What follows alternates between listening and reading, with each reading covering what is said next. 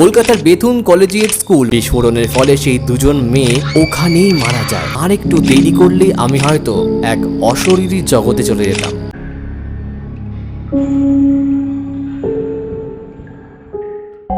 আপনারা শুনছেন আমার ইউটিউব চ্যানেল ভূত তত্ত্ব, যেখানে রাত বাড়লেই আতঙ্ক বাড়ে।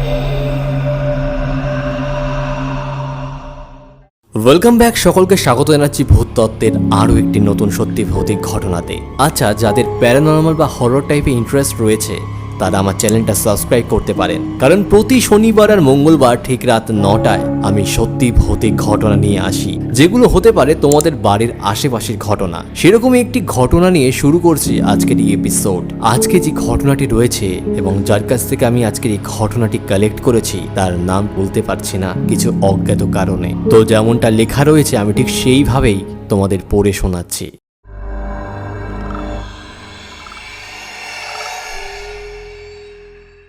আমার নিজের কোনোদিন কোনো ভৌতিক অভিজ্ঞতা হয়নি, আমার এক মামাতো বোনের অভিজ্ঞতা।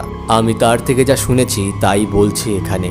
সরস্বতী পুজোর আগের দিন, 10ম শ্রেণীর ছাত্রী, তাই স্কুলের সরস্বতী পুজোর দায়িত্ব আমাদের। আমি আর কয়েকজন আছি এই গোটা স্কুলে। সন্ধ্যে 7টা বাজে।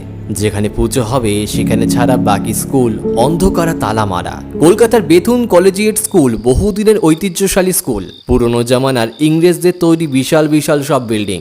গোছগাছ শেষ, এবার সবাই বেরোবে। আমি দেখলাম যে একটা বালতিতে কিছুটা নোংরা জল কিছু ধোয়ার কাজে ব্যবহার হয়েছিল হয়তো। ভাবলাম বেরোনোর আগে জলটা বাথরুমে ফেলে দিয়ে একটু মুখ ধুয়ে আসি, কিন্তু যে বিল্ডিং এ পুজো হবে সেখানের বাথরুমটা বন্ধ। পাশে পুরনো সায়েন্স বিভাগের বিল্ডিংটা বিশেষ একটা ব্যবহার হয় না। আমারও কেমন একটা জেদ চেপে গেছে, একটা খোলা বাথরুম খুঁজে বের করবই। শেষে 4 তলায় পৌঁছে দেখলাম বাথরুমটা খোলা, সিঁড়ির পাশেই বাথরুম। ঢুকলাম সেখানে, বালতির জলটা ফেললাম। বাথরুমটা নোংরা দেখে মনে হলো ব্যবহার হয়নি বহুদিন। একটা সিঙ্ক আছে, কিন্তু তাতে জল পড়ে কিনা দেখলাম জল পড়ছে বেশ ভালোই। আমি ভালো করে হাত মুখ ধুয়ে নিলাম। সিঙ্কের উপরেই একটা বড় আয়না টাঙানো। আয়নাটার আশেপাশে ধুলো জমলেও মাঝে টাঙানো আয়নাটা কিন্তু স্পষ্ট দেখা যাচ্ছে। পেছনের লম্বা বারান্দা, বাইরে গাছপালা, একটা আলো টিম টিম করছে। হাত মুখ ধুয়ে আয়নাতে নিজের মুখটা দেখতেই গায়ে কাঁটা দিয়ে উঠল। আয়নাতে আমি নেই, অথচ আমার পেছনে দরজা, বারান্দা, বাগান, গাছপালা সবই দেখা যাচ্ছে। আমি যেন অদৃশ্য, এক অশরীরী, অথচ কিন্তু নিজের উপস্থিতি অনুভব করতে পারছি বেশ ভালোভাবেই। এই দৃশ্য দেখে আমার কেমন যেন ভয় ভয় করতে লাগলো। কাঁপা কাঁপা হাত নিয়ে আয়নাটা ছুঁয়ে দেখলাম আমার শরীর, হাত পা, মুখ সব আছে, অথচ আয়নাতে আমাকে দেখা যাচ্ছে না। নিজেকে একটা চিমটি কেটে দেখলাম যে না, আমি এখনো এই জগতেই আছি, অথচ আয়নাতে কিন্তু অন্য দৃশ্য দেখা যাচ্ছে। এই দৃশ্য দেখে আমি আর থাকতে না পেরে দৌড় লাগালাম। ওই 4 তলা থেকে কিভাবে যে দৌড়ে সিঁড়ি দিয়ে নামলাম আর কিভাবে যে দৌড়ে অন্য বিল্ডিং এ পৌঁছালাম জানি না, কেন জানি না মনে হলো আর একটু দেরি করলে আমি হয়তো এক অশরীরী জগতে চলে যেতাম। সেই আয়নাটায় হয়তো 2 জগতের মাঝের একটা দরজা। শেষে বন্ধুদের কাছে পৌঁছে বেশ কিছুটা স্বস্তি পেলাম। সবাই আমার ওরকম হতদন্ত অবস্থা দেখে অবাক। আমার তখন কথা বলার মতন অবস্থা নেই, খালি আঙুল দিয়ে বোঝালাম যে সায়েন্স বিল্ডিং এ গেছিলাম। শুনে আমাদের একজন দিদি যে আমাকে পুজোর কাজে সাহায্য করেছিল, সে বলল যে আমি একটা আকাট মূর্খ, সেই পুরনো সায়েন্স বিল্ডিং এ যাওয়াটাই আমার উচিত হয়নি, তাও আবার 4 তলায়। সেই জায়গাটায় একসময় কেমিক্যাল ল্যাবরেটরি ছিল।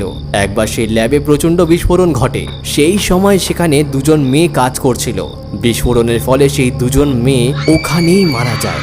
সেই দিনের পর থেকে অনেকে নাকি ওখানে অস্বাভাবিক কিছুর অস্তিত্ব টের পেয়েছে।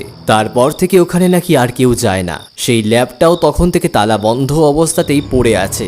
এরপর পুলিশ এসে সেই জায়গাটা সিজ করে দিয়েছিল। অনেক বছর পরে সেই জায়গাটা পরিষ্কার করার জন্য খোলা হয়েছিল, তাই ওরকম ফাঁকা জায়গা এবং খোলা অবস্থায় রয়ে গেছে। আমার ভাগ্য ভালো ছিল যে সেখান থেকে অক্ষত অবস্থায় ফিরতে পেরেছি। এরপর দিনের বেলায় বন্ধুদের সাথে যতবার গেছি ততবারই দেখেছি ওখানকার কলাপসেবল গেটটা তালা বন্ধ।